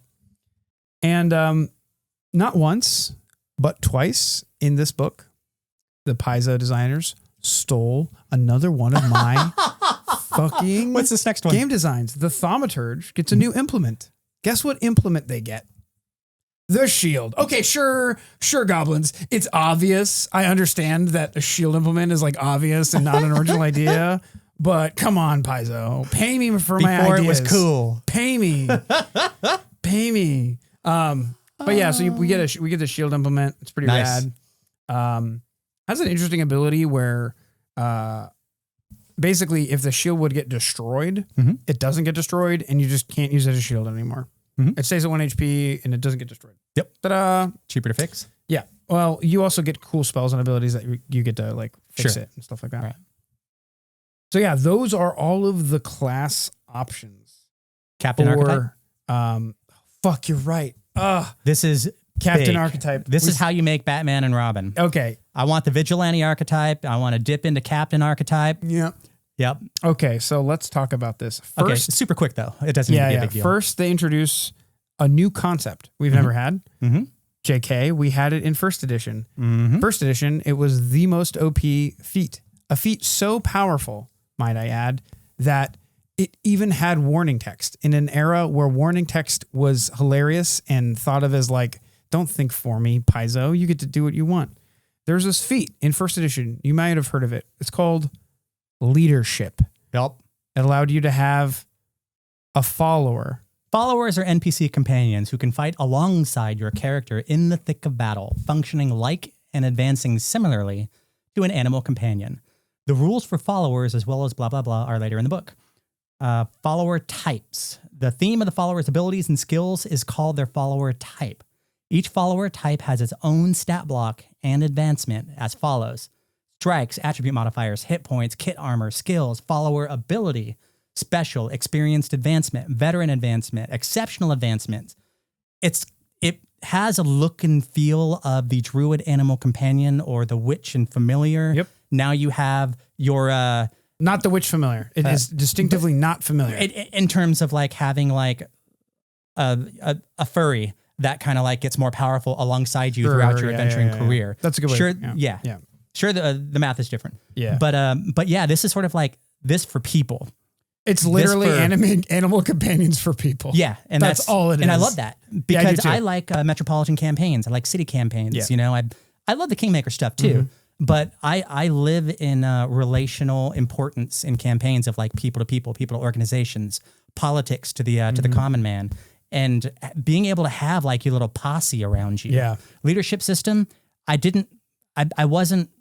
was underwhelmed by the leadership system as a subsystem in Pathfinder 2nd edition. Agreed. This tickles my bone. I completely see that. And again, it's shifting the. It's funny you brought that up. There is a class in the Powered by the Apocalypse game system where you are just a gang leader and you have all of your abilities is you have a posse of guys who follow you around. You're a gang leader. Yeah. And I thought that was awesome. It's a different kind of power fantasy. It's a social power fantasy. Exactly. It's such a cool idea that it like they could literally make their own class. Yeah. And just have like, instead of a summoner, you have a posse. And all of your posse abilities are a bunch of people around you. Imagine you're a witch and you're building your coven. Exactly. So the way this works is you take the commander archetype. Captain. You take the captain uncommon archetype. And the captain archetype gives you access to a follower. There are like 5 or 6 kinds of followers you can get, much like there are, different animals. There's the badger, there's the giant spider, there's the alligator. There is, for the followers, there's the berserker, who's like a barbarian. It's like the NPC codex. Yeah. There's the medic. There's the scout. There's the sharpshooter. So on and so forth. Your functional roles at each of these. Yeah. Bill. Actually, those. Oh, and then the shield bearer, and then that's the end. Those are all of this thing. They all have their own advancement. They all buy their own armor and items. You don't. It basically says you can't. It basically says you can't spend money on them, or rather, to balance the game, they get all their own items and armor, and they advance on in their own way. And you can spend money on them, but they're designed in a way so that the DM doesn't have to recalibrate money. Yep. So that you're not a burden to the game. Which is the design philosophy they were using for their troops back in Bestiary 3. Yes. I think that's where it started. And it's moved out of the monsters doing things like that into our hands with this book. So yeah, there's a natural progression. And we get some of the greatest iconic art ever, dude. That guy's legit. I think it's actually supposed to be a masturbating goblin girl in this one. Actually, the what? The masturbating goblin? No, it's my favorite piece of art in this entire thing. He's the one with the big old munitions cannon. Oh yeah, that's the inventor class archetype. Okay, yeah, with the bat face. It's phallic as fuck. For some reason, they've made the goblins in this book particularly bat faced more than normal. They're mush mouth. They used to have no lips. Yeah, but now they have massive lips. But their lips are like out. Yeah, and their teeth are forward. It's a stylistic change for sure. I think it's just a regional. I think these are supposed to be like region specific. I'm going to think so. Yes. Yeah. Because I like my tight lip goblins. Yeah, and also like we have goblins that are like, from the east in various parts of the world, sure. And they all look very different. You know what I mean? We've got hobgoblins that only wear masks, so it's like, I think these are just like region specific. But this is like a striking difference in goblin presentation. Exactly. Like however many books in we are. Exactly. And I think it's because they're trying to, diversity. Well, no, mainly they're just trying to like show different goblin like heritages from different parts of the world. And the reason we see so many of these specific kinds of goblins is probably because they're tied to one of the regions that are at war that they talk about in the next section. Oh, okay. Maybe. Which is the Gazetteer. The Gazetteer. Yeah. So we're going to skip over the items.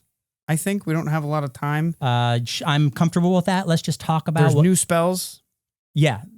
The new spells exist. They're warfare related and they're neat. Yeah. Siege spells. There's siege weapons. There's siege rituals. Which is fucking rad. Which we'll do a top 5 on, hopefully. Yeah. There's battle vehicles that you use in the sieges. Which are hilarious. I love all the vehicles. Talk to me about your favorite siege vehicle. And please tell me it's the same one as mine. I don't know about my favorite siege vehicle. Let's see. I like the battle vehicles more than I like the siege vehicles. Okay. My favorite's the Wolf Fang. It's got a picture, which is like level 17 or something. Incredible. It's level item 5. Item 5? Yeah, okay. yeah. So not the one I was thinking of. It's a trebuchet meets a ram. So imagine you take a trebuchet, but instead of launching a rock from it, you just put a spiky rock at the end of it. So you bring the trebuchet up to the wall, you crank it all the way back, and then you let it fly, and it just like, wham, just hits the wall. And did you see the corrupted polyp? Corrupted polyp, which one's that? It's I don't have page numbers here, but basically it's rare, it's huge, it's magical, it's mounted. It's a level 19. This isn't a vehicle, this is an item. Okay. Anyhow, it's basically what you described. But it's a really nasty piece of work weapon that the demons used in the Outer Rifts. Oh, shit. During the Wrath of the Righteous. And they basically sling these specially homegrown oozy fungi from the abyss. And then when it lands, it does like poison damage and persistent poison damage. And it just basically... It just gets all icky and all over the battlefield. It's like the fucking god of pestilence. It's Nurgle. It's a Nurgle catapult. Got it. It's almost like it's just disgusting. When they used to catapult like dead, rotting corpses over walls into the opponents, like or like cows and stuff like that. Yeah. And then we got new equipment. Battle vehicles. I'm sorry, I did have a favorite. It's the backpack balloon. Tell us about the backpack balloon. Okay, it's level 6. It's a vehicle, backpack balloon, 750 gold. It's basically it's exactly what it sounds like. It's a balloon. It's a backpack balloon. Yeah, it's not a jetpack. No, it's a backpack balloon. It's a backpack. So I'm just gonna leave it at that and move on. It's your own personal. It's your own personal hot air balloon. Yeah. But as far as like the one I like that's more like delicious is the Nighthawk, which is basically like a nighttime insert hang glider where you have a squad of people in them and you just sort of like whisper your way behind enemy lines and then there goes SEAL Team 6. I love the idea of the backpack balloon because there's a whole army in Warhammer? Age of Sigmar, Warhammer. They're all dwarves. Of course they are. With their own personal backpack balloons. Oh, that's rad. And so we have minis for this book already. Oh, yeah. And their ships are like balloon ships, basically. Yeah. Yeah, they've always had the dirigibles. Yeah, so... And there's a dirigible in here, too. Yeah, exactly. It's fucking expensive. Exactly. So I think that's rad. I think it's they've got vehicles for water. They've got it for land. They've got them for sky. They've got them for basically all the biomes, more or less. They went super hard. Yeah. So then we got some new items that are pretty neat. Some new magical weapons. That new item types as well. Types. Which item types? I'm looking at the whetstone in particular. Okay. Whetstones are similar to talismans, but they don't need to be affixed ahead of time. It's basically it's a talisman you can affix in the middle of combat. It lasts a minute and is meant to be used in combat. Yeah. The only example I have here is Hand of Mercy in the Phasing Trine. Let's do that in another video because we're running out of time. It's an oil that you put on your weapon, except I don't think they're consumable, are they? They're consumable. Oh, okay.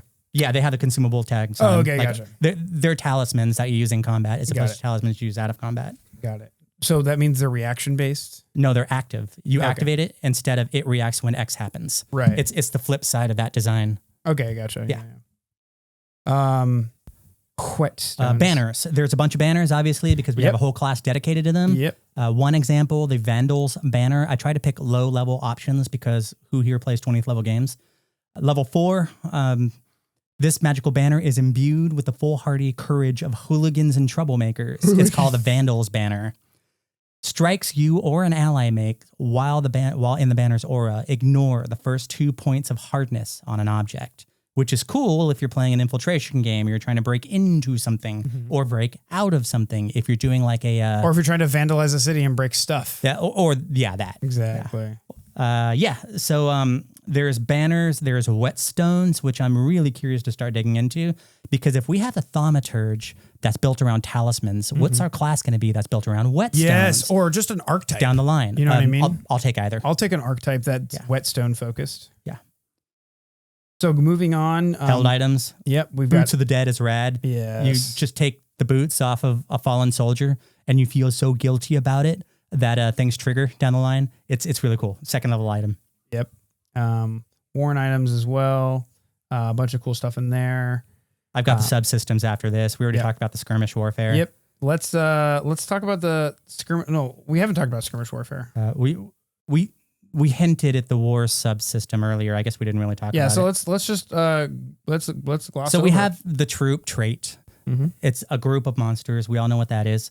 And now there's a subsystem where you can use them to have these like Mordheim, Warhammer style skirmish games, Necromunda, where you have like garrisons of troops. Blocks of them that you just send out and do things. They have actions, they have reactions. The nerd in me can't help but correct you. I'm sorry, Eric. Mordheim and Necromunda, those are all skirmish games where you play individual models. Right. What you're talking about is actual war games where you have collections of models and units that you move around. There was a version of that where they were really tiny miniatures and you had like 10 to 20 on a block. Yeah. And it was a skirmish. I see what you're talking about. Yeah. It's like a 12 millimeter games. Something like that, yeah. It was like Epic or something like that. Warhammer Epic. And you couldn't paint the fucking thing because they were only that big. Because it was like a troop of dudes that was one model. So I always thought of that as a skirmish game. That's what you mean. Okay, cool. So that's kind of, it's cool because it's, when I bitch and complain and moan all the time, which I do about this one specific thing. It's all he does. It's like, is this a role-playing game or is this a board game? Because I can get my board game fixed somewhere else. Right. This is an exception. This is Final Fantasy Tactics. That has a place in my Final Fantasy absorption of that IP. All right. And then there's Final Fantasy VII, which I can't get my tactics itch, but I can still get my Final Fantasy itch. I get my chocobos, I get my summoning emphasis, all that stuff. Yeah. Halo has a version of it with their that you got the first person shooter with Halo, and then you got the you move the tanks around and they had a third person like TTS. Yeah, so this is Pathfinder's version of that, which I've been waiting for a long time for. And they mixed it with the idea of the leadership system. So you have a character that has sort of a pseudo troop in terms of a follower. And now you have like your character who can command a skirmishing body to go out and do things. And all of a sudden we're in board game territory. Yep. So that's I thought that was really cleverly done. They have leaders, losing a troop, losing a leader, backup plans.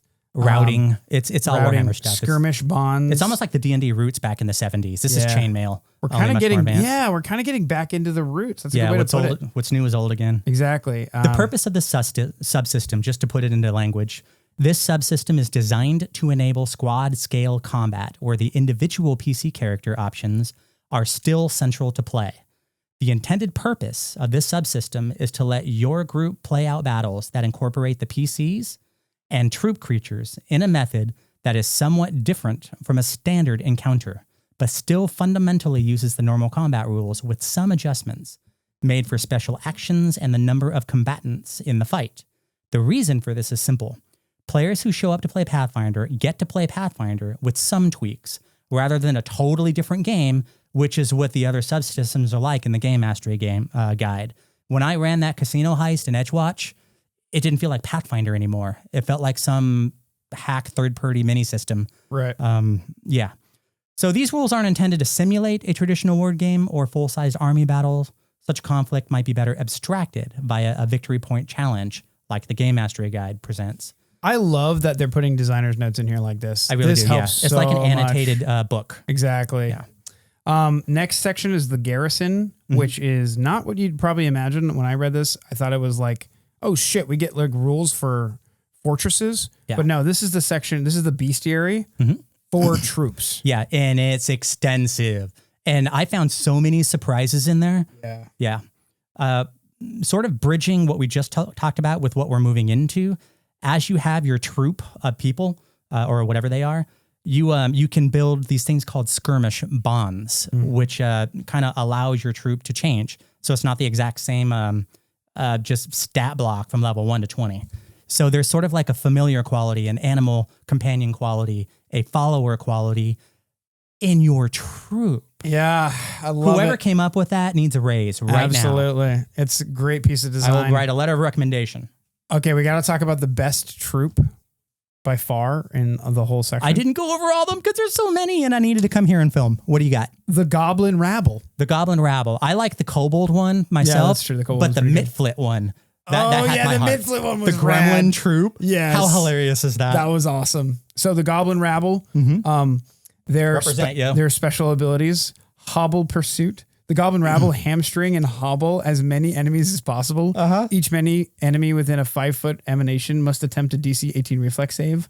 On a failure, the creature takes a negative 10-foot circumstance penalty and their speed is and is slowed 1, meaning they lose 1 action. Yeah.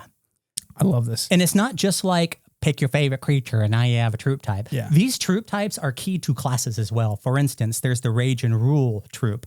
The prerequisite is you have to have the rage action. Yeah. So let's say you had that. Great. Now you have this Rage and Rule troop. Your troop learns the incredible rush of raging in battle. When you rage, your troop gains half the number of temporary hit points you do. These temporary hit points last for 1 minute, and the troop can't gain temporary HP from this ability again for 1 minute.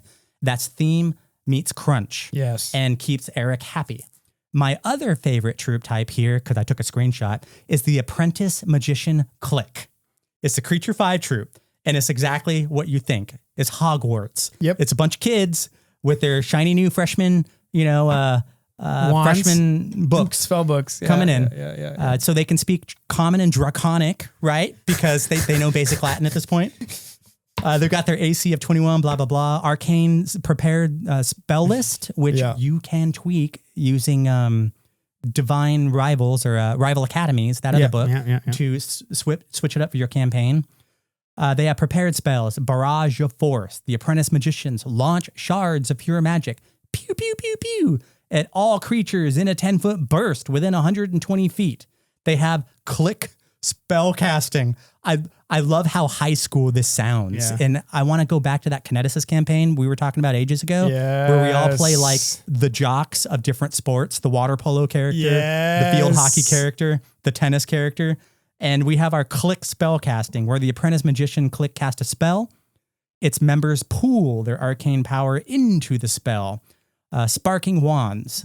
And you have like 1, 2, and 3 action damage as you go. So just imagine like dozens of these things were represented in the book across like, they had a flesh warp regiment of goo crawling across the field. Pretty much any regiment. And they speak drow. And it's like, I know what to use this for. Pretty much every regiment you could think of, they have at least one option for. Yeah, which I love. They've truly fleshed out. This is practically a little bestiary.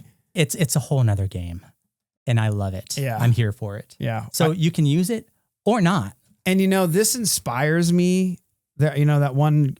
I ran a homebrew game for a little while where all the players were playing undead dudes, and they were investigating for Geb, and I was in that game. Cthulhu attacked, and they had to go to different corners of the world to gather power to fight Cthulhu. Well, this could just be, you could turn that into a war game where Cthulhu goes to war with Geb and the rest of the world goes to war with Cthulhu. Yeah. And you create Cthulhu troops and then a bunch of random troops from different countries all over the world. Yeah. And you can have that war game. And not only can you, but this book, like the other books, Rage of Elements, Guns and Gears, Secrets of Magic, there's a chapter, a game master kind of chapter that's devoted to here's how you can do it and here's what you should be careful of. The chapter title is How to Have a War. Yeah. Ugh. And there are certain guidelines like you really don't want to do this because your players are going to hate you if you use it in this way. So stuff like that, how often do you do something like this? What's the frequency of this? Can I have like 5 sessions back to back of this system? They're gonna leave your table if you do that. Unless they're freaks like me. Unless they play Warhammer or War Machine. Exactly. So I love the shit out of this book. I haven't been this excited about a book.